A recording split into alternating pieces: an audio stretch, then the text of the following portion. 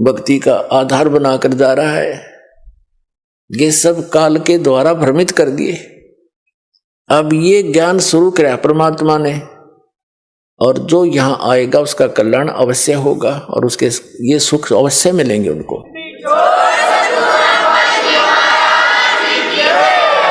जैसे प्रसंग चल रहा था कि सबको मालूम है, ये तो सभी मानते हैं कि भाई बुरे का फल बुरा ही होता है, लेकिन डर निकल गया हमारा।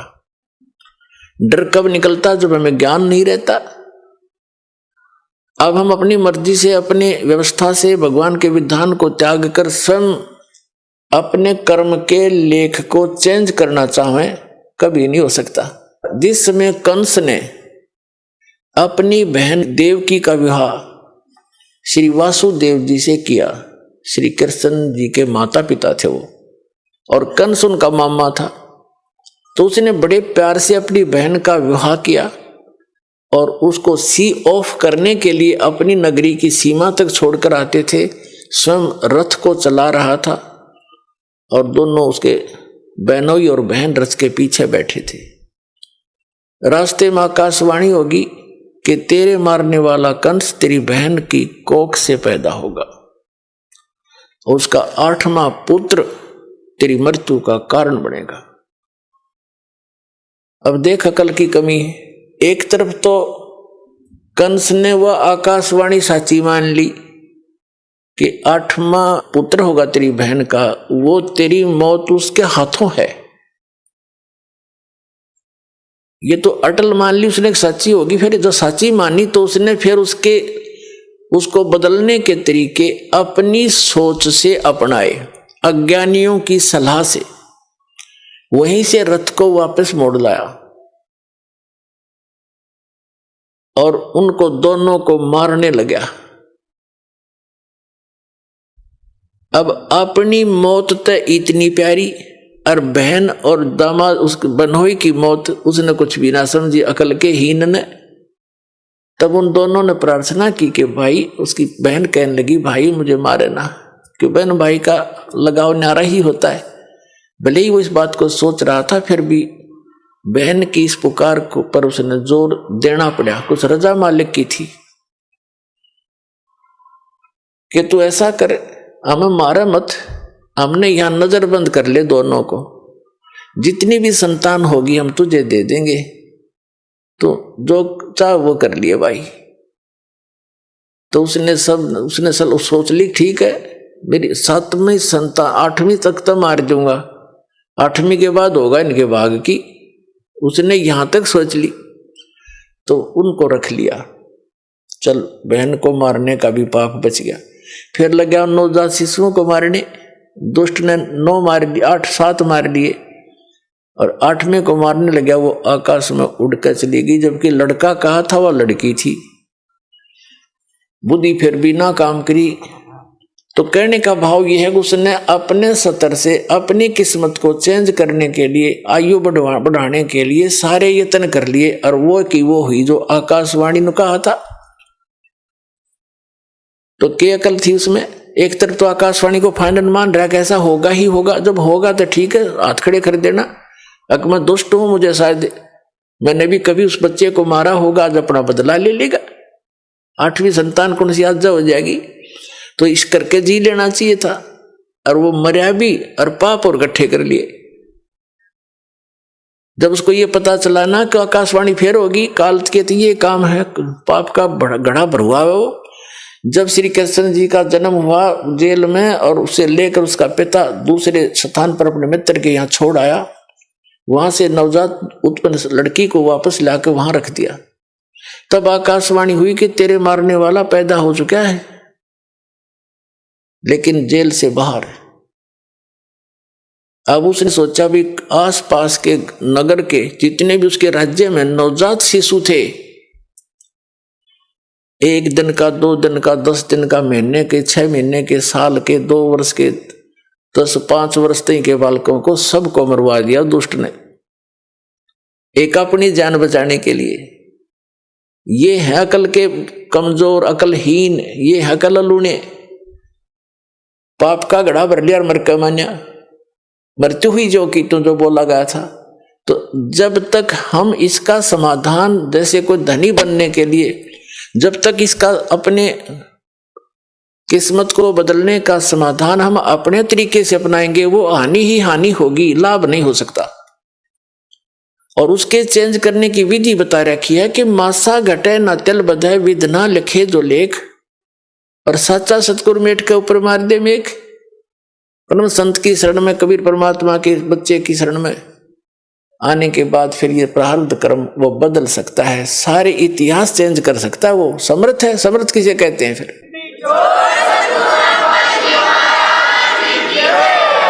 अपने आत्मा परमेश्वर हमें याद दिलाते हैं कि तुम यहां के वासी नहीं हो, और वो परमात्मा स्वयं ही चलकर आते हैं, हमें यथार्थ ज्ञान बताते हैं। जैसे आप जी सत्संग में आते हैं, महीने 2 महीने 10-15 दिन, महीने 4 महीने में तकरीबन सभी आ लेते हैं। तो अन्य व्यक्ति तो ये सोचते हैं कि ये कितना हानि करते हैं, किराया लगता है, काम छोड़कर जाते हैं। पुण्यात्माओं, आप जी को ये ज्ञान होना चाहिए कि आप जहां से चलते हो और यहां तक जो भी आपका किराया भी लगता है, वो भी परमात्मा के पुण्य में है, आपका धर्म में लग रहा है वो पैसा, वहां से लेकर यहां तक। और जो दान धर्म करते हैं, आपको वो तो डायरेक्ट दिखाई देता है कि मैंने दान डाला है, मेरा पुण्य हो गया, लेकिन वहां से यहां तक आने और जाने का जो आपका किराया है, वो भी आपके धर्म में लिखा जाता है। अब बगैर ज्ञान के हम ऐसे उलझे रहते हैं, अपने आप धनी बनने के लिए 100 तरीके अपनाते रहते हैं। परमात्मा कबीर जी कहते हैं, कल्पे कारण कौन है, कर सेवा निकाम, मन इच्छा फल देऊंगा जो पड़े मेरे ते काम। कि मेरे सतर का, जो भगवान के सतर का तेरा कोई ऐसे कार्य आवेगा, कोई आपत्ति आवेगी, तो फिर कहता है तू चिंता ना करना, तेरा मन इच्छा फल दूंगा तुझे। यदि तू परंतु रहना पड़ेगा तूने मेरी मर्यादा में। भगत की कैसी मर्यादा है? भगत और जगत का आपस में मतभेद सदा से रहा है। इसका कारण क्या है? इसका कारण यह है कि भगत की परंपरा, मर्यादा जगत से भिन्न बन जाती है, और जिन परंपराओं को लेकर वो पहले समाज में चल रहा था, इतने वजन को उठाकर इस भक्ति मार्ग पर प्राणी चल नहीं सकता। जैसे कोई यात्री है, यात्रा कर रहा है, वो पहले ही सोच लेता है आवश्यक वस्तुएं ही लेकर साथ चलूं, अधिक गठड़ी उठाते सफर नहीं कर पाऊंगा, उसको अंडरस्टूड होता है, तो वो ज्यादा नहीं बांधता, एक थैला छोटा सा काख में टांगा, आवश्यक वस्तु डाली और सफर पर चल पड़ता है। जो भक्त बन गया वो परमात्मा के मिलने वाले मार्ग पर चल पड़ा, और जो भक्त नहीं बना वो वही बैठा अपने घर पे, वो उस वस्तु को प्राप्त नहीं कर सकता। तो उसकी मर्यादाएं कुछ अन्य हैं, उनसे हटकर हम अपने सीमित करके इस सफर पर चल सकते हैं। तो इस प्रकार जगत और भगत की आपस में मतभेद बना रहता है कि ये तो ऐसे भी नहीं करते, ये त्योहार भी ना मनाते, ये तो दहेज भी ना देते, ये लेते भी को नहीं। तो इस तरह के हम नहीं कर सकते, क्योंकि हमें ज्ञान हो गया कि आज हम किसी से लेते हैं, कल देना पड़ेगा। तो क्यों सिर में दर्द करे फिर देने के लिए? जैसे आज कोई रिश्वत ले रहा है किसी से, 5,000 10,000 20,000 ले ली, और वो उसने देनी पड़ेगी फिर उसको आगे चल के अगले जन्मों में। अब परमात्मा आदरणीय गरीबदास साहिब जी कहते हैं, तुमने उस दरगाह का मैल नहीं देखा और धर्मराज के तिल तिल का लेखा। बता, कहते तुम इसलिए गलती करते हो, तुमने वो स्थान ना देखा जहां पर फैसले होते हैं इस भगवान के सतर के। तुमने उस दरगाह का वो मैल नहीं देखा, धर्मराज के तिल तिल का लेखा। ये बालकों का खेल है। एक तिल यानी एक जरा सी भी कोई आपकी वस्तु है, आपस में वो लेन देन किसी भी जन्म में हो, चाहे 1000 जन्म के बाद हो, आपकी वो पूरी करनी पड़ेगी। आज कोई रिश्वत ले रहा है, अगले जन्म में वो दामाद बनकर लेगा उसका और पैसा ले जाएगा, और फिर मृत्यु हो जाए मन माने, वो पैसा भी गया, लड़की दूसरी जगह ब्याहनी पड़ेगी। तो टूट गया कहर उसके ऊपर। हमारे सामने जितनी भी ये आपदाएं आती हैं, ये पिछले संस्कारों से हैं। इसको समझने के लिए एक उदाहरण है। हम इतने गिर चुके हैं, इतना सतर गिर गया हमारा, हमने सिर्फ ये संसारिक भौतिक सुख दिखाई देते हैं, नथिंग एल्स। और इनके पाने के लिए, यहाँ की सुख की फोकट महिमा बनाने के लिए हम कुछ भी आगा पीछा नहीं देखते। एक व्यक्ति का विवाह हुआ, एक पुत्र उत्पन्न हुआ, उसकी पत्नी की मृत्यु होगी, उसने दूसरी शादी की, 10-12 वर्ष के बाद दूसरा पुत्र हो गया, वो स्वयं भी मर गया, उसकी पत्नी भी मृत्यु को प्राप्त होगी। अब बड़े लड़के का विवाह हो चुका था, छोटा भी बालक था, 10-12 वर्ष का, 13 वर्ष का। तो क्या हुआ, वो छोटे वाला बीमार पड़ गया। बीमार हो गया तो उन्होंने कुछ थोड़ा बहुत ट्रीटमेंट करवाया, फिर किसी ने बताया कि इसको वहां ले जाओ, हफ्ता 10 दिन वहां रखना पड़ेगा, कितने पैसे लगेंगे, 500 रुपये का खर्चा होगा। उस समय 500 रुपये आज के 5 लाख से भी ज्यादा समझ लो। तो उन्होंने विचार किया कि 500 रुपये वहां लगा देंगे, और फिर इसने ये मृत्यु को तो निकट है, ये मर जा तो बढ़िया, सारी संपत्ति इसकी हमारे नाम आवेगी, काम आवेगी। यानी 10-15 एकड़ जमीन थी उसकी, उसके हिस्से की। उस लालच में उन्होंने केस स्कीम बनाई, एक डॉक्टर से बात करी, वैद्य से, कि वैद्य जी तू ऐसे ऐसे कर दे, ये बीमार तो है ही, किसी को पता भी नहीं चलेगा।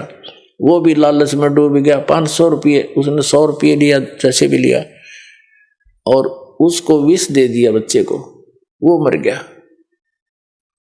मर गया तो कुछ दिन के बाद वो तो खुशी का ठिकाना नहीं, किसी को पता चला नहीं, रास्ते का रोड़ा भी निकल गया उनके सोच से। फिर बताते हैं कि उनका बच्चा लड़का हो गया 1 वर्ष के बाद।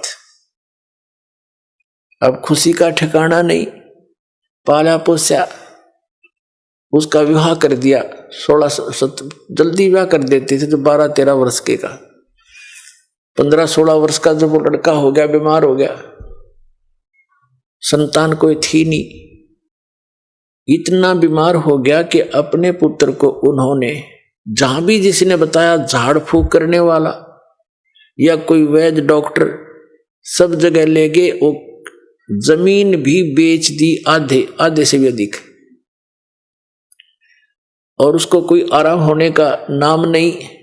एक दिन वो उसका पिता बैठा, लड़का लेटा हुआ चारपाई पर, कति अस्थि पिंजर शेष था।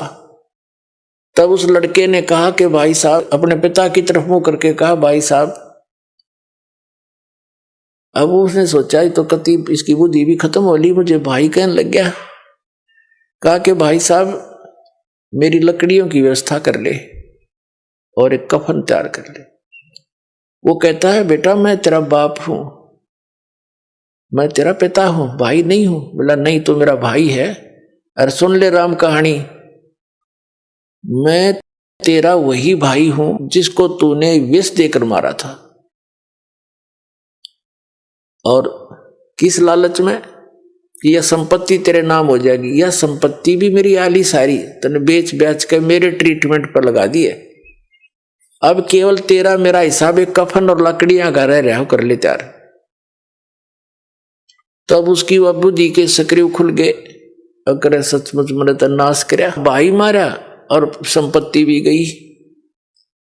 रोन लग गया आंखों में पानी भर के। तो वो लड़का कहने लगा, भी रोन दौड़ तो कुछ ना पाखंडी, तो अपनी तैयारी पकड़े।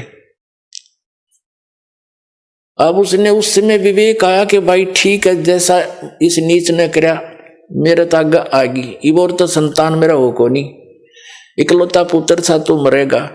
मेरा तो वंश नष्ट हो गया, जिसा मैंने किया ठीक मिला मुझे तो। पर एक बात और बता दे, जो या तेरी पत्नी है, तेरी मृत्यु के बाद अब इसको जीवित जलाया जाएगा, क्योंकि सती प्रथा थी उसमें। पति मर जाता था तो पत्नी से पहले तो पत्नी को जिंदा जलाया जाता था चिता में, जैसे मुर्दे को फूकते, उसको सती कहते। अब इसका क्या दोष, इसने अब इसको जिंदा जलाया जाएगा। तब उसने बताया कि वो डॉक्टर कहाँ है जिसने मुझे व्यस्त दिया था, वैद्य। उन्होंने बताया कि आपके 2-3 वर्ष के बाद उसकी मृत्यु हो गई थी। तो उस लड़के ने बताया कि ये वही है, ये डॉक्टर मेरी पत्नी, अब ये भी भोग लेगा अपने क्रेवे को।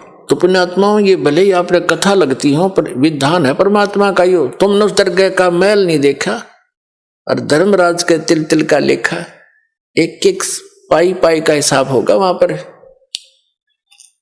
तो इस प्रकार हमने परमात्मा पर विश्वास करके, और जो साधना दास बताता है इसको करके देखो, और फिर लाभ देखिए उस परम पिता के। आपकी किस्मत से न्यारे देने लगेगा आपने, आप सोच भी नहीं सकोगे भगवान, हम तो सुना करते भगवान ऐसा कर देता है, पर और आज हो रहे हैं हमारे साथ। आपके कई दिन में समझ में नहीं आओ यू हुआ कैसे, यू कार्य कदे सोच भी ना सकते, यू तो किसी तरह भी होने का नहीं था, और ऐसे कर देगा आसानी से, आप सोच भी नहीं सकते।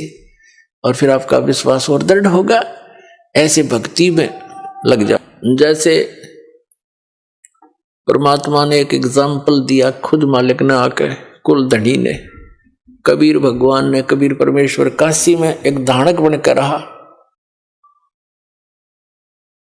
अब परमात्मा का विधान है कि वो स्वयंभू है, उसकी लीला में लिखा है, वो उसके गुणों में लिखा है, और वो सतलोक से, सचखंड से, जहां भी वो रहता है, हम उसको किसी भी नाम से उस स्थान को पुकारते हैं। अमरलोक कहो, सतलोक कहो, उसको झूलोक कहो, तो वहां से रहता है वो परमात्मा। नर आकार है, राजा के समान वहां बैठा है, सिर पे मुकुट है, सिर पे छत्र है, सफेद वस्त्र है, सफेद कलर है, सफेद ही उसका प्रकाश निकल रहा है उनके शरीर से। करोड़ सूर्य मिला दे, करोड़ चंद्रमा एक रोमकूप की, इतनी शोभा है। और वहां सफेद पृथ्वी है, वो सफेद, जैसे यहाँ की पृथ्वी का कितना बालू रेत जैसा रंग है, लाल लाल गेरुआ सा, कहीं पर काली मिट्टी है, तो वहां का सभी मिट्टी बहुत चमकीली है, सफेद है, उपजाऊ गणी है।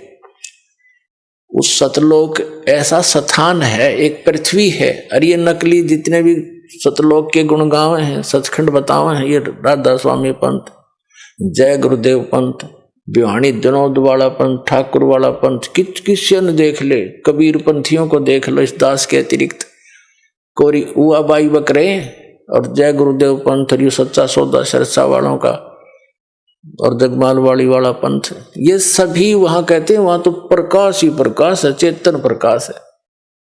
और मुक्त जीव वहां जाकर उसमें मिल जाती, लीन हो जाती है, बस जाकर बूंद समुद्र में। एक आधा चतुर कबीर पंथी कहता है आत्मा तो डॉट रूप में रहती, बिंदु बिंदु। खाक देखा उन्होंने परमात्मा को, मूर्ख बना रखा।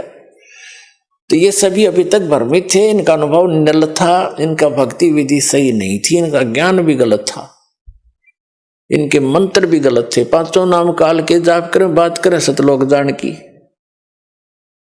टिकट कटारे लोकल बस की, बात करें अमेरिका जान की या अमेरिका से भारत आने की।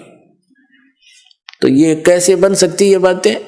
तो ये इनके नाम में गलत है वहां जाने वाले, तो कैसे पार होंगे? ये अंडरस्टूड है, क्योंकि हम इतने विश्वासी हैं कि जो गुरु बता रहे हैं फाइनल है, बस और सोचना ही नहीं। ना सोचो, वो शिवदयाल भूत बन गया, बुक्की में बोला अपनी शिष्या में, सारे तुम बोलोगे, और समझदार है उन्हें सोचना पड़ेगा और कल्याण कराना चाहिए। दास की प्रार्थना है, पाछे बनी सो बनी पीछे, अब शेष तो बच जाओ। कितने दिन से शोर मचा रहा हूं, जेल में मैं चला गया तुम्हारे लिए, यह सच्ची कहने के चक्कर में, और कहूंगा आखिरी सांस तक, चाहे शरीर रहो या ना रहो, कोई बात है या? ने के बिरान माटी और मुझसे नहीं देखी जाती, क्योंकि दास को वो ज्ञान भगवान ने दे दिया, मुझे कोई दूसरा नजर नहीं आता। पूरी पृथ्वी अपनी सी दिखे है, सब अपने बहन भाई दिखे, क्योंकि हम सतलोक से आए हुए। यहाँ काल ने हमें मूर्ख बनाकर आपस में लड़ा बिड़ा रखा है, हमारे साथ आपस में ये मनमुटाव रखता है। घर घर में कलकला करवा रखी इसने, सास बहू की बनती ना, नंद बहू का लट्ठम लट्ठा, बाप बेटे का झगड़ा, पड़ोसी गेल झगड़ा, छोटे से बंटवारे पर, किसी काम पर सारा दिन टेंशन ग्रत रखना, इनको दुखी सताना, दुखी करना उस काल का कर्तव्य है, उसका परम धर्म बन गया है कि ये भगवान के बच्चे हैं, इतना सताए दूं और वो भी दुख पाता रहेगा हमें दुखी देखकर। लेकिन परमात्मा के सामने विकल्प यही है कि वो अपना ज्ञान देकर, अपने में आपकी आस्था दृढ़ कर कर सच्ची भक्ति करा के ही आपको यहां से ले जा सकता है। और ये ज्ञान ये तभी संभव है जब आप स्वयं शिक्षित होगे। तो अब शिक्षित करना पड़े आपको परमात्मा ने, और शिक्षित करके अब जितने भी संत थे, पंथ थे, धर्म मजहब थे, उनके सदग्रंथ भी विद्यमान हमारे पास, और उनका अनुभव वर्तमान के जितने भी कलियुगी संत महंत हैं, आचार्य शंकराचार्य हैं, किसी भी धर्म पंथ के, वो क्या हमें बता रहे हैं ये आपको मालूम है। और सदग्रंथ दास दिखा रहा है कि ये बताते निराकार भगवान को, किसी से बात कर लो, चाहे हिंदू है, चाहे मुसलमान, सिख या ईसाई है, कहते परमात्मा तो निरंकार है, वो तो निराकार है, वो तो प्रकाश ही प्रकाश है। ऐसी सुनी सुनाई दंत कथा से पवित्र बाइबल आपको दिखा दिया दास ने, उसमें लिखा है परमात्मा ने मनुष्यों को अपने जैसा बनाया, नर और नारी करके उनकी सृष्टि की, तो भगवान निराकार। पूछ कर देखो किसी भी ईसाई धर्म के पवित्र आत्मा से कि परमात्मा कैसा है, वो कहेगा गॉड इज फॉर्मलेस, परमात्मा निराकार है। तो क्या खाक पड़ा उन्होंने पवित्र बाइबल को। फिर बाइबल को वो फाइनल मानते हैं, तो बाइबल में तो साकार लिखा परमात्मा, मनुष्य दृश्य है।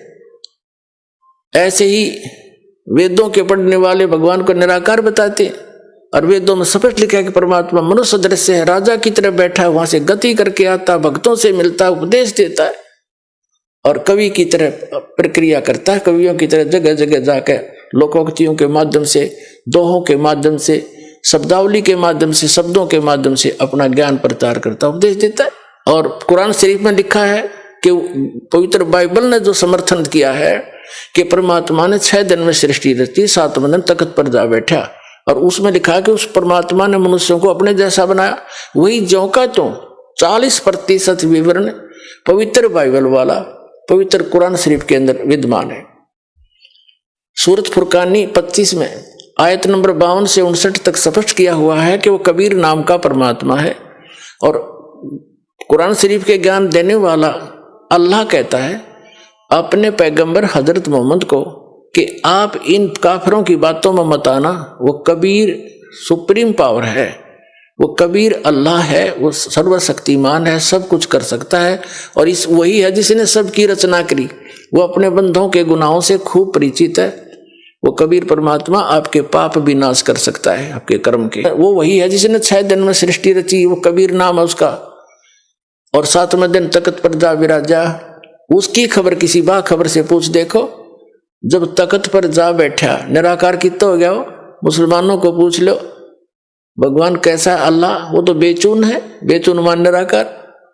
इन पवित्र वेदों को पढ़ने वाले इनसे पूछ कर देखो, अभी तक आपके पास सबका विधान है, हिंदू धर्म में आप जन्मे हो, इनका तो खूब पता आपको। ये भी कहते हो परमात्मा निराकार है, और आपने दास ने उन्हीं के अनुवाद को आपके सरोवर कर दिया। इन अंग्रेजों का कराया हुआ अनुवाद, इंजीनियरों का, इन आर्य समाजियों का ये निराकार बताएं, और खुद अनुवाद कर रहे हैं। भगवान राजा के समान देखा जाता है, वहां से गति करके आता है, भक्तों से मिलता है, उपदेश देता है, कवि की तरह घूमता है, और फिर भी निराकार बताओ। सबकी बुद्धि घुमा रखी काल ने। तो पुण्यात्मा अब रजा हुई है परमात्मा की आपके ऊपर। अब आपकी रुचि बनेगी इन प्रमाणों को देख के, सचमुच सारी बात सच्ची, और वह ऐसी सृष्टि है, वहां सब मुक्त प्राणी ठाठ से रहते हैं। जो सुख आप यहाँ खोज रहे हो वहां मिल जाएगा, और यहाँ तो आप रह ही नहीं सकते, चाहे राष्ट्रपति बन जाओ, और चाहे सारी पृथ्वी पर तो मकान बना ले, 100 कोठी बना ले, ये तेरी है नहीं। मूर्ख बंडा बना रहे तो वहां क्यों ना चल रहे, यहां तो जब तक यहां रहना है भक्ति कर, जैसा मालिक देता वैसे तो रहे। जो राखे तो ही रहूं, मेरा के चारा, और खाने जाद खरीद हूं गुलाम तुम्हारा। ये परमात्मा मैं तो आपका दास हो गया। अरदास की चिंता मालिक ने, नौकर की चिंता मालिक ने खूब बनी रहती है। ये दयालु मालिक है हमारा। जो मालिक हमने मान रखे तो कसाई है, ये ब्रह्म ज्योत निरंजन काल, इसको हमने मालिक मान रखा था, ये तो कसाई है, ये तो आपके अपने स्वार्थवश रोके हुए। और जब हम दयाल की शरण में आएंगे तो हमारे सारे दुख दूर हो जाएंगे। तो कबीर साहब वो दयालु मालिक है, उसकी शरण में आगे तो उसको सब पता है, मेरे बच्चे को क्या आवश्यकता है, मेरे नौकर को सब सुविधाएं देता है, क्योंकि उसके अंदर दया होती है। तो हम उसकी शरण में जब आ गए तो हमारी सब समस्याओं का उसको खूब ज्ञान है। हम जो मांगेंगे और आवश्यक होगा वो दाता अवश्य देगा आपको। और हम मांगेंगे बकवाद, क्योंकि भक्ति के मार्ग में चल रहा व्यक्ति को एक पत्थर ठा के सिर पर फिर धरन लगे, उन्हें कहेंगे मूर्ख। समझदार तो ये कहेंगे क्यों सिर मारे, पत्थर में चल आगे न चलेंगे। तो कहने का भाव ये है कि जो आप अनावश्यक वस्तु मांगोगे, जो आपके ऊपर पत्थर के रूप में होगा और भक्ति में बाधा करेगा इस सफर में, तो दाता वो दे को ना चाहते, क्योंकि आपको आवश्यकता नहीं है उसकी, और हम उसकी आवश्यकता मान रहे क्योंकि हम बालक है। तो इस प्रकार पहले दास चाहता है, बुद्धिमान समाज है, बहुत सावधानी से सोचना पड़ेगा आपने। जो किस लिए हम माया इकट्ठी करते हैं, कोठी और कार बनाने के लिए, और बेटा और बेटी के ब्याह में बकवाद करने के लिए, व्यर्थ का खर्चा करने के लिए, और ये भी मतलब के त्योहार चोर बनाकर बम पटाखे बजाकर फंड करने के लिए। तो ये भक्ता के काम नहीं है। ना जाने काल की कर डारे, किस विध ढल जा पासावे, और जिनाते सरते मौत खुड़क दी उन्हानु केड़ा हंसावे। हमने नोट ऐसे डर के रहना पड़ेगा या ना जाने के बिजली गिर जा। जैसे विवाह करते हैं बच्चों का, उसमें 6 महीने पहले तो जनता वाले घर वालों ने, बेटी बहनी हो और लड़के वाले की कभी बराबर खर्च वाले हैं, तो सारा पंगा पा रहे हर तरह का। तो उसके लिए फिर किताब डीजे लाएंगे, हाँ, फिर बड़ी बड़ी बारात, और ये सारा काम बिगाड़ा नहीं फिल्मों ने। फिल्मों में देखा अपने कोई सिंपल वे तो ब्याह होता, बकवाद करें सारी, बड़े बड़े राजे महाराजा की तरह आगे पाछे बैंड बाजते चलो, तुरु तुरु तुरु करते चले हैं, लंबे चौड़े लैंप लैंप ला के फंड कर रहे। ये ब्याह करो बकवाद, तुम जुलूस तो पहले काट दे बालका का। तो हमने इस विवाह को बहुत सिंपल वे से करना है, कोई विशेष व्यवस्था नहीं करनी।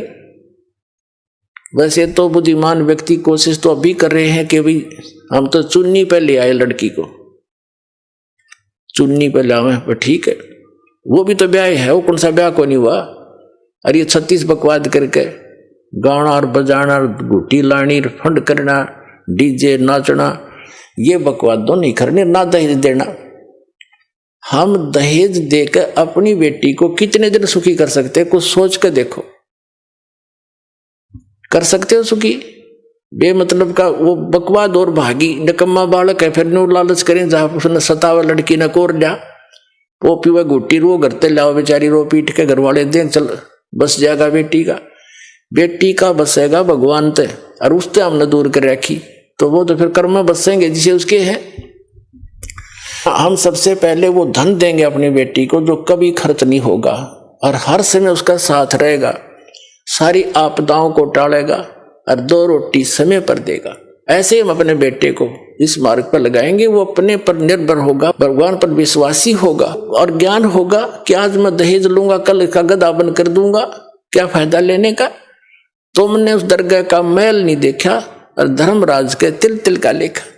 जब हम जब इस ज्ञान से परिचित हो जाएंगे तभी तो हम वहां सतलोक जा सकेंगे, तब से हमारी इच्छा हटेगी यहाँ से। अब जैसे आपको बार बार हम बताते हैं, जैसे श्रीमद् भगवत गीता अध्याय नंबर 7 के और श्लोक नंबर 4 में कहा है कि अर्जुन उस ज्ञान को तू तत्वदर्शी संतों के पास जाकर समझ, उनको दंडवत प्रणाम करने से, कपट छोड़कर नम्रतापूर्वक प्रसन्न करने से वो तत्वदर्शी संत तुझे उस तत्व ज्ञान का उपदेश करेंगे।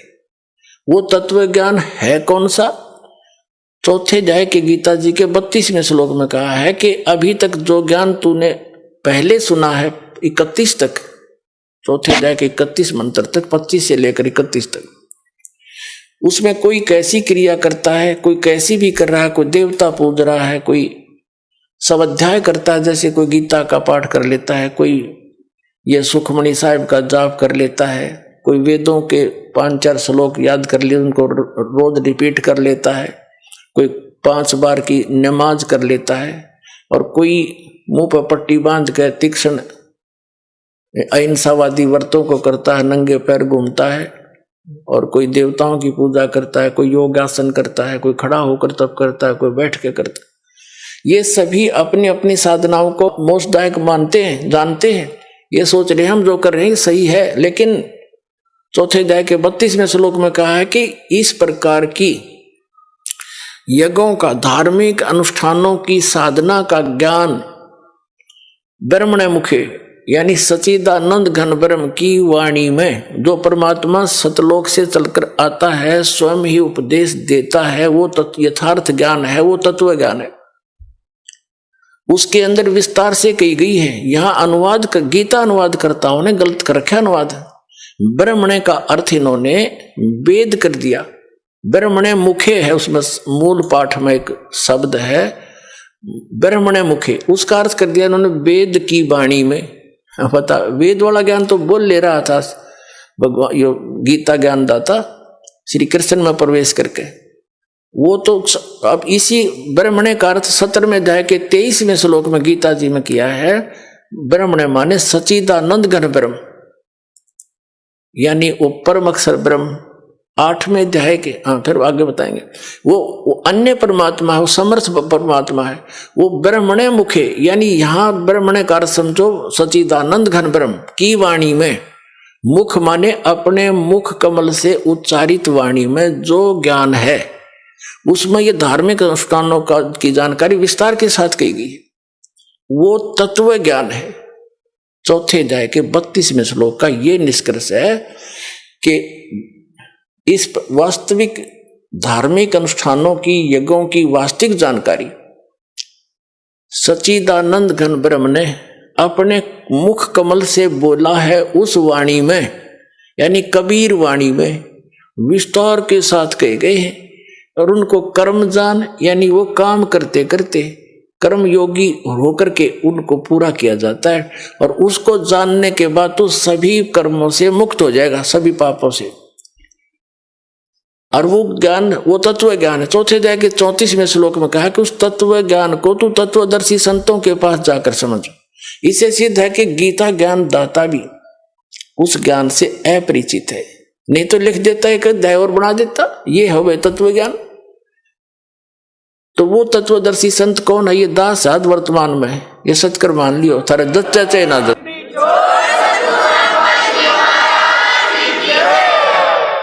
और उनको दंडवत प्रणाम करने से पूरी गीता जी में केवल उस संत को ही दंडवत प्रणाम का प्रावधान बताया है, नहीं तो 18वें अध्याय के 65वें श्लोक में अपने विषय में कहता है गीता ज्ञानदाता के माम नमस्कारु, मुझे नमस्कार कर, मुझ में मन वाला हो, मेरा भक्त बन, तू निश्चय ही मुझे ही प्राप्त होगा। अपने विषय में भी नमस्कार तक का प्रावधान बताया इसने। और उस तत्वदर्शी संत को कहा कि उसको दंडवत प्रणाम करने से, कपट छोड़कर सरलता पूर्वक, नम्रता पूर्वक, निष्कपट भाव से प्रसन्न करने से वह तत्वदर्शी संत तुझे उस तत्व ज्ञान का उपदेश करेंगे। अब फिर क्या बताता, 7वें अध्याय के 29वें श्लोक में कहता है कि अर्जुन, जो मेरे आश्रित होकर, यानी मेरे इस ज्ञान को आश्रय बनाकर तत्वदर्शी संतों की खोज कर लेते हैं, तो उनको वो केवल जरा और मरण से छूटने का ही प्रयत्न करते हैं। जरा मीन वृद्धावस्था, जरा मीन वृद्धावस्था और मरण मीन मृत्यु, डेथ। कहते वो केवल इस जरा बुढ़ापे के कहते और मृत्यु के दुख से बचने के लिए ही प्रयत्न करते हैं, क्योंकि वो तत्परम विदु कृष्णम कर्म चाखिलम, तत्परम विदु और कृष्णम अध्यात्म च अखिलम कर्म, वो सभी कर्मों से और संपूर्ण अध्यात्म मार्ग से और तत्परम से वो पूर्ण रूप से परिचित होते हैं। और वही केवल जरा और मरण से छूटने का प्रयत्न करते हैं। इसका सीधा सा अर्थ है कि जो साधक संसार की अन्य किसी वस्तु की इच्छा मन में नहीं लेकर के केवल अपने कल्याणार्थ यानी जरा और मरण से छूटने का जो प्रयत्न कर रहे हैं, तत्ब्रह्म विदु उस परमात्मा को जानते हैं, जान चुके हैं तत्ब्रह्म को, और सारे अध्यात्म से परिचित हैं, ज्ञान से और सब कर्मों से वो परिचित हैं, इसलिए वो विष फांकते नहीं। उनको जहर दिखाई देता है, किसी से रिश्वत लेना, ये करना वो करना। जैसे किर का जहर का रंग होरी हो, कहो कौन तिस खावे राम रंग होरी हो। अगर तो होरी माने खुशी, जैसे होली बनाते हैं अपने हिंदू धर्म में, तो होली का मतलब बड़ी खुशी के साथ नाचते हैं, गाते हैं, कहते हैं यह तो है नकली होली। असल खुशी तो उनको होगी जो परम पिता परमात्मा कबीर जी की शरण में आकर विधिवत भक्ति करेंगे, सारे सुख रहेंगे, कदे आनी ना हुए। कहते समर्थ का शरणाग हो रंग होरी हो, कदे न हो ऐ काज राम रंग होरी हो। अब क्या बताते हैं कि जैसे किर का जहर का रंग होरी हो, कहो कौन तिस खावे राम रंग होरी हो। जिसने परमात्मा की शरण में रहना है और राम रंग की होली खेलनी है, यानी सदा सुखी रहना यहाँ भी और सतलोक जाकर, तो वो जैसे किर का जहर का कहीं पर विष का कण गिरा हो छोटा सा भी, और आपको पता है कि विष है, उस अधिक तो दूर की बात है, विष को खाना उस कण को भी नहीं खाएगा, उठाएगा वहां से और ऐसी जगह पृथ्वी में दबा कर आएगा किसी के ओर का हाथ ना लग जा, और हाथ धोएगा मिट्टी से, कदे इसका अंश मेरा ना छू जा किता है।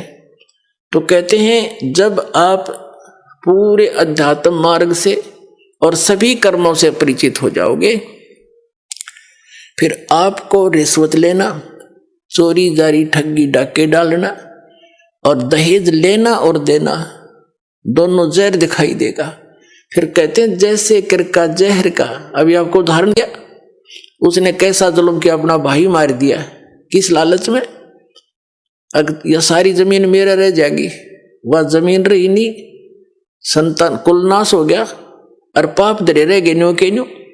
तो ये सच कर मान लिए, कोई वैसे सिंपल एग्जाम्पल मात्र नहीं है, ये गॉड गिवन ज्ञान है, उसके कबीर परमात्मा का बताया हुआ, आंखों देखा उन महापुरुषों का बताया।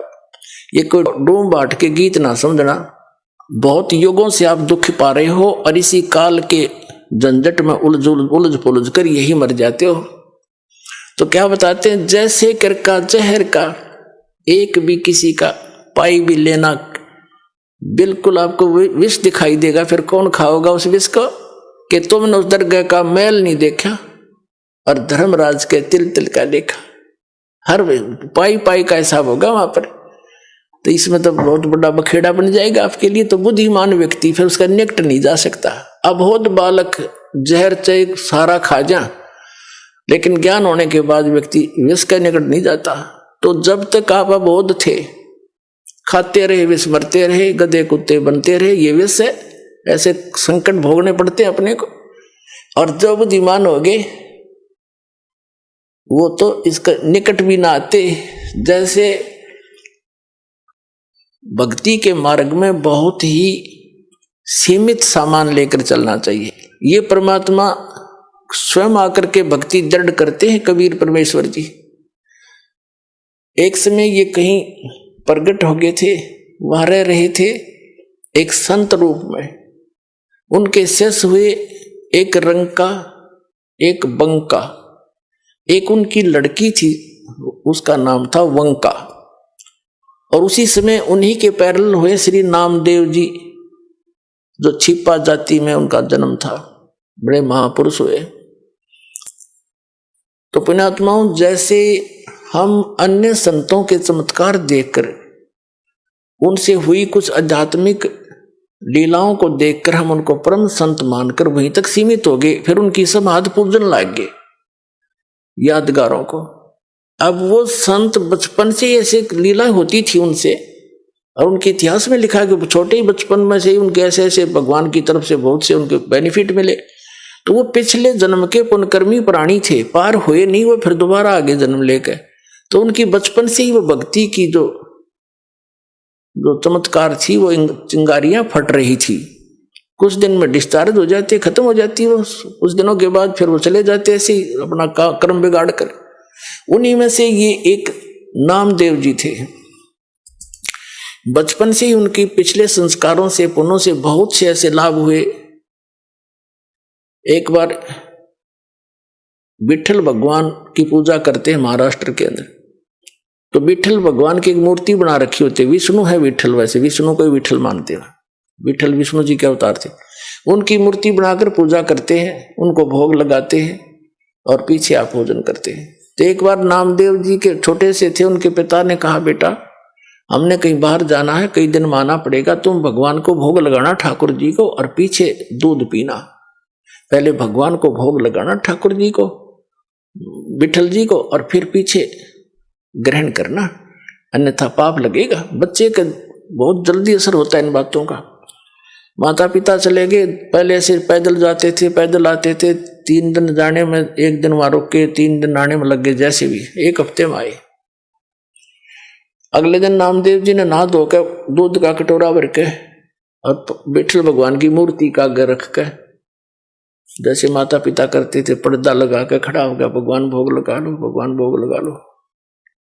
थोड़ी देर में पर्दा उठाया, जो का जो रखा कटोरा, नहीं दूध लगाया, नहीं पिया।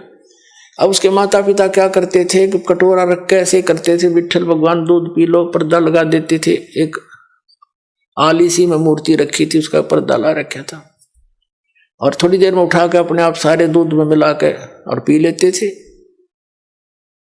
और बच्चे को इन्हों पता नहीं था कि विठल जी दूध ना पीते, उन्हें सोचेगा जी घूंट भर लेते होंगे भगवान, तभी माता पिता लाते हैं।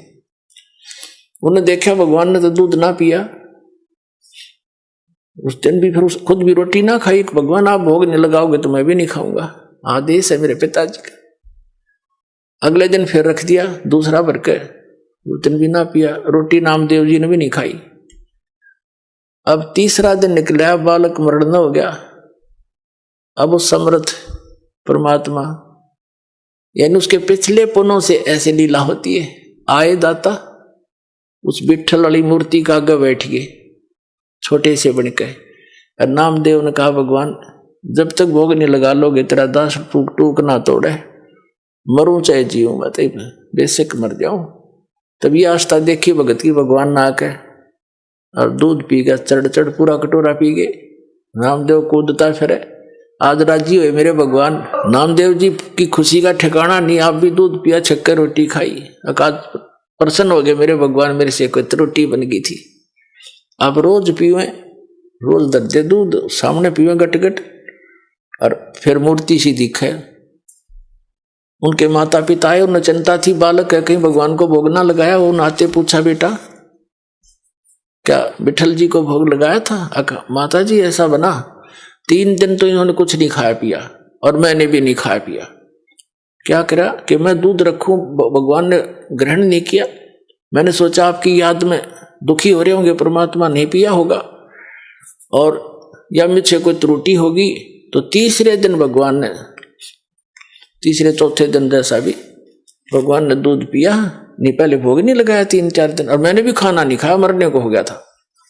अब बच्चे के मुंह की तरफ देखे वो माता पिता, ये क्या बोल रहा है, क्या कैसे भोग लगाया बेटा तेने, कि भगवान को भोग रख। 3 दिन तो इन्होंने पिया नहीं, चौथे दिन पी लिया दूध, सचमुच। हाँ, उन्हें सोची लड़का बकवाद करे है, इसने कोई भोग भाग नहीं लाया, क्यों उनको मालूम था दूध पीता नहीं, मूर्ति पत्थर का दूध पिया करे। वो तो मुंह कर लागे छीटा फिर आप लाया करते थे।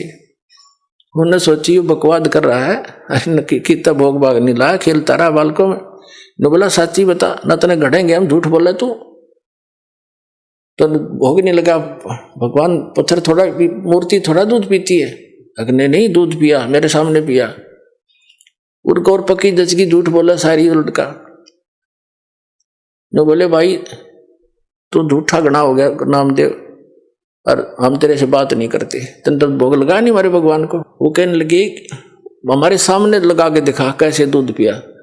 वो ना प्रतिदिन जैसा करता था, पूरे रूटीन से धोया, कटोरा दूध का भरा और रख दिया। हे भगवान मेरे माता पिता के विश्वास नहीं हो रहा दाता, भोग लगाओ। उसी समय मूर्ति से हाथ से निकले नू कचिया कचिया, और पकड़ कर उनके सामने, माता पिता के सामने गट गट दूध पी गया।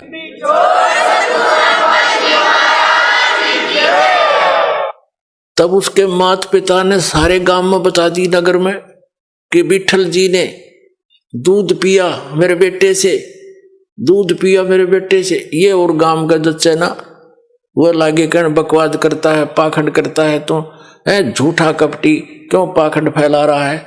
मूर्ति कभी दूध पीती है? पंचायत होगी, चौपाड़ में बुला लिया नामदेव भी, उसका लड़का भी। पंचों ने फैसला किया कि हमारे सामने दूध पिलाओ भाई, जब मानेंगे ना तुम्हें देश निकाल, गांव से निकालेंगे तुमको। तुम पाखंड फैलाते हो, अपने घर पर लोगों का चढ़ा चढ़वाने के लिए भ्रमित कर रहे हो, वहां बुलाने लग जाओगे कुछ दिनों। अब समस्या आ गई, नामदेव भी बुला लिया। बैठ के नामदेव का पिता बैठ गया साथ में, नामदेव बैठा और कहा भाई क्यों बच्चा भोग लगा भगवान ने, विठल जी ने दूध पिया था? कहाँ जी पिया? अब ये रखी है मूर्ति अलग से सुथरी स्थान पर बनाकर सटेज सी रख रखी थी कि यहाँ पे लाकर दिखा दे, ये दूध रखा। वो अपना जैसे भी नहा धो के आया था, हाथ धोकर रखा कि हे विठल महाराज दूध भोग लगाओ मेरे दाता, मेरे माता पिता संकट के अंदर हैं, दया करो मेरे मालिक। उसी समय पंचों के सामने हाथ निकले मूर्ति से और गट गट दूध पी लिया। सारे देखे खड़े खड़े।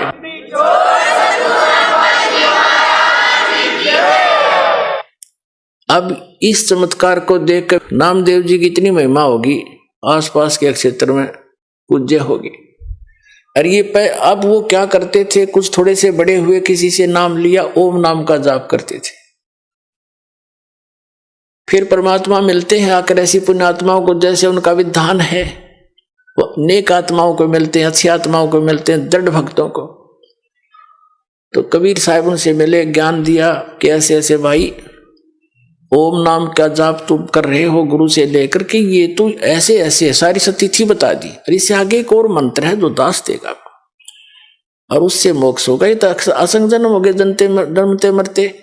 और ये छोटे मोटे जो लीला हुई है ना, ये तेरे पिछले पुण्यों से हुई है। आगे चार्जर ठीक नहीं है, पीछे बैटरी चार्ज थी, तब तक यह काम कर रही है। सारा समझाया उनको, जैसे भी उस भाषा में। तो विठल नामदेव जी ने नाम ले लिया, किससे? उस संत से जो स्वयं मालिक आकर रहे, गुप्त रूप से रहा करते थे। अब नाम भी ले लेते हम, लेकिन वो पुरानी जो साधनाएं हैं, जो क्रियाएं मन में समारी हैं, वो भी साथ करते रहते। एक दिन नामदेव जी, क्योंकि छिपा जाति में थे और ब्राह्मण लोग अन्य जाति वालों को भगवान की आरती में निकट नहीं जाने देते थे, दूर खड़ा रखते थे। वो आरती जहां करते थे विठल जी की, ब्राह्मण वर्ग ही रहते थे वहां, उसको सक्षेत्र था। एक दिन नामदेव जी जा रहे थे, आरती मंदिर में हो रही थी। इतने आत्म विभोर हो गए पंडित जी, तो ऐसे वो घंटियां बजा रहे थे और नामदेव जी ने जूते निकाल लिए दोनों अपने, और जूतों को लगे बजाने, और बजाते बजाते उन पंडितों के बीच में पहुंच गया। जैसे मंदिर की दर्शन करने के लिए मूर्ति के निकट पंडितों के बीच में घुस गया। उन्होंने देखा कि कौन आ गया, छोटी जाति का, हाथ में जूते ले रहा, पकड़ के बाजू से और मंदिर के पीछे पटक दिया जाकर, कि इसने आरती में बाधा कर दी। कहते हैं भगवान कबीर साहब ने उस मंदिर का मुंह फेर दिया नामदेव की तरफ।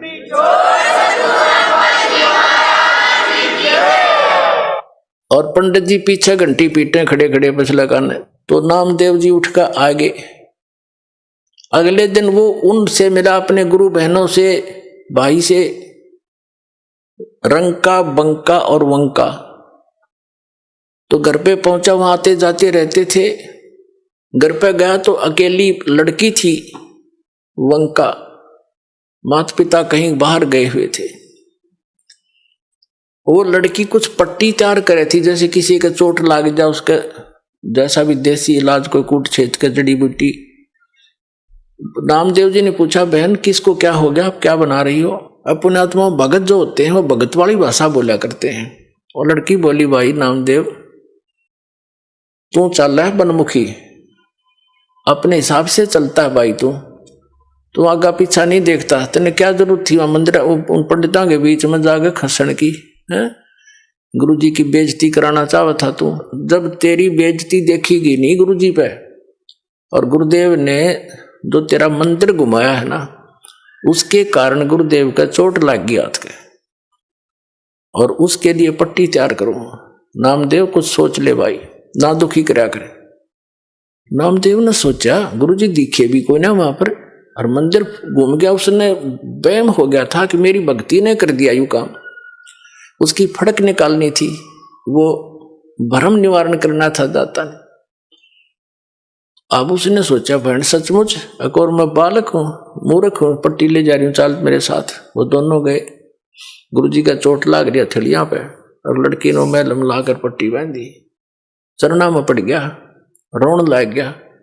ने बोला, भगवान मेरे से गलती होगी, माफ कर दो, आगे से ऐसी गलती नहीं करूंगा। बोला, कहा बेटा, जब मैंने मार्ग बता रखा, वो मंदिर में टिंडे लेने गया था तू, जो भक्ति मैंने बता रखी, इस विधि से तेरा कल्याण होगा, वहां किस लिए गया था? तुम मानते हो नहीं, मनमुखी चलते हो, इसलिए मार खाते हो। तो उसके बाद उसकी वह दृढ़ता बढ़ गई, सचमुच। लेकिन वो तो मालिक थे। वो जैसे आजकल परंपरा चल गई है कि गुरु ही भगवान होता है, गुरु भगवान नहीं होता। वो तो भगवान ना आए थे सीधे गुरु बन के, और अपनी भक्ति की सतिथि बना कर रखनी थी। काल नो सोचा है नकली संत, नकली पंथ बनाकर, नकली नाम जाप करा के इनकी भगवान से आस्था हटा दूं। जो साधना ये करेंगे उससे लाभ तो होना नहीं, आपत्ति नो की नो पड़ेंगी आके, तो कुछ दिन में भक्ति छोड़ देंगे। और परमात्मा सोच क्रियाएं करता है, आप भी आते हैं, कोई एक आधा संत भी भेज देते हैं, तो अधिकतर स्वयं ही आए हैं मालिक ने, और स्वयं ही वो काम करा जो भगवान किया करते। तो वो तो भगवान और गुरु, वो तो वन, ऑल इन वन थे, वो तो सब कुछ थे दाता। लेकिन अन्य जो गुरु है वो गुरु है, और भगवान अन्य है। गुरु परमात्मा का पुजारी होता है, और उससे मिलाने वाला मीडिया होता है। गुरु भगवान नहीं होता, भगवान तो भगवान ही होता है। लेकिन उस परमात्मा को पाने के लिए एक विधि बताई है परमात्मा ने, कि अपने गुरु को आप एज ए गॉड ट्रीट करना, उससे भगवान की तरह व्यवहार करना, ताकि जब तुम यहां से जाओगे इसी रूप में आगे भगवान परीक्षार्थ बैठेगा। और यहां जैसा व्यवहार आप कर रहे हो, जैसे विचार अपने गुरुजी के प्रति रखते हो, वो वहां भी होंगे। तो वहां जैसी आपकी व्यवहार विचार त्रुटि युक्त होंगे, तो वहां से आपको रिजेक्ट कर दिया जाएगा, फिर वापस गिर जाओगे। तो इसलिए परमात्मा कहते हैं, गुरु मानुष कर जानते ते नरकइये अंध, महादुखी संसार में आज्ञा काल के फंद। गुरु गोविंद कर जानियो, रहियो बचन समाए, और मिले ते दंडवत बंदगी, नहीं पल पल ध्यान लगाए। अब कहने का भाव क्या है कि जैसे ये दास है, इस दास के स्थान पर भगवान आ सकते थे, वो आ जाएं, और आप उनको खोज रहे हो, भगवान अब यहां आ जाए। वो भगवान आपका कैसा व्यवहार होगा, जैसा इस दास के प्रति आपका है। अब उस परमात्मा के प्रति जो आपका भाव बनेगा, और वो भाव इस दास के प्रति नहीं है, तो वहां भी नहीं बनेगा आपका फिर उसके प्रति। अब जैसे परमात्मा यहां आ जाए आपको, जिसकी आप खोज कर रहे हो, तो किस प्रकार लपटोगे उसके चरणों में, रोगे, मुंह की तरफ देखोगे, 100 बार शुक्र मनाओगे, भगवान बड़े भाग जाएंगे, दर्शन होगे। जिस भगवान को हम खोज रहे हैं, और वो आज इस दास के स्थान पर होता, वो तो हजारों बार हुए हैं, रहे हैं दाता, हम नहीं समझ सके। उसको जन साधारण एक भक्त संत समझ कर हमने उनसे डील किया। आप जो व्यवहार मेरे से कर रहे हो वैसा उसके साथ करोगे, तो परमात्मा वहां जब जाएगा तो यहां ये सोचकर हमने गुरुदेव से डील करना चाहिए कि मान लियो भगवान बैठे हमारे सामने, भगवान के सामने कपट से बात नहीं की जा सकती। जो वचन जो आदेश देव श्रोधार्य होना चाहिए, अपनी नहीं चलानी चाहिए, क्योंकि वो आपके हितैषी हैं, आपका बुरा नहीं चाहते, केवल भले के लिए आपको आदेश देंगे ऐसा नहीं करना, ऐसा नहीं करना, केवल ऐसा ही करना। तो ये तुम वचन मानोगे तो भगत बनोगे और आपका कल्याण होगा। यह कहते मुख पर वचन करे पर माना, और घर पर जाकर करे विज्ञाना। मुख पर तो गुरु जी की बात मान ले, हाँ जी, और घर जाकर न सोचो ना, नो थोड़ा ऐसे थोड़ा करना है, बताइए मर्यादा कैसे छोड़ेंगे। तो फिर के खाक से सो तुम। जो गुरु वचन पर डट गए कट गए फंद 84 के, भाई जो गुरु वचन पर डट गए कट गए फंद 84। तो गुरु वो तो गुरु रूप में आए थे मालिक ही, लेकिन दास गुरु रूप में मालिक नहीं, उस मालिक का दास समझो। लेकिन गुरु को भगवान के तुल्य मानने से आपकी समस्या हल होगी, नहीं तो होए को नहीं। जैसे एक मैथमेटिक्स का, एक गणित का प्रश्न होता है ऋण का, उसमें मूलधन ज्ञात करना होता है। तो मूलधन तो होता करोड़ों रुपए में, अरबों में। उस अरबों करोड़ों वाले मूलधन को प्राप्त करने के लिए मानना पड़ता है, मान लीजिए मूलधन 100 रुपये। वो मूलधन 100 रुपये होता नहीं, लेकिन उसको मूलधन मानने बिना वो करोड़ों अरबों वाला मूलधन आपको मिल नहीं सकता। तो जो परमात्मा है वो तो परमात्मा है, वो तो समर्थ है, लेकिन उस समर्थ को पाने के लिए इस दास को आपने मानना पड़ेगा मूलधन।